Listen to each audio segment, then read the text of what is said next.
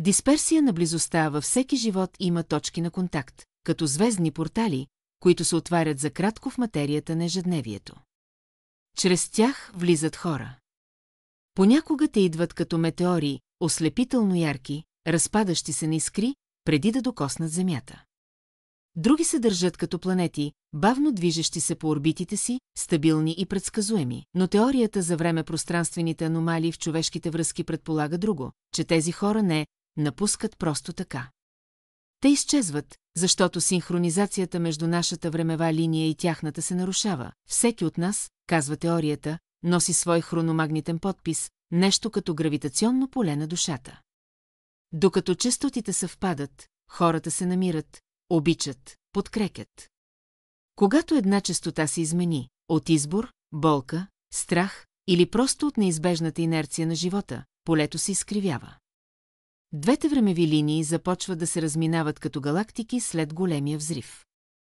Няма драма, просто физика на чувствата, тук идва и феноменът превантивна изчезваемост.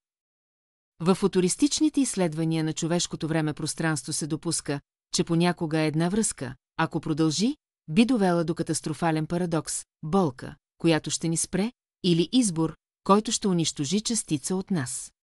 Тогава Вселената, или подсъзнанието ни, извършва скок назад, и човекът просто изчезва от нашия кадър, като герой от паралелна реалност, чийто портал се е затворил. Това не е непременно предателство, нито саботаж. Понякога е акт на защита, понякога е просто естествената термодинамика на близостта. Колкото повече един човек е бил близо до сърцето ни, толкова по-голяма е енергията на връзката и толкова по-голямо изкривяването, ако честотите се разминават, а несподелената любов, тази, която търсиш като времеви патрулник в бъдещето, тя може да е реликтна частица, останала от един незавършил се скок между реалности.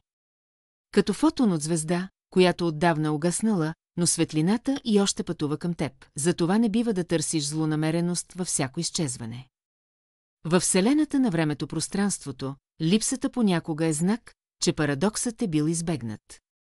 Че от някаква друга реалност, където изборът е бил различен, някой е поел товара да се отдръпне, за да не те увлече в катастрофата си. И ако погледнем от научно-фантастичния хоризонт, не е ли възможно, че някъде, в паралелната днес, всички тези хора, и дори тази несподелена любов, още са с теб? Че времето просто чака да се изравнят честотите, за да се отворят порталите отново?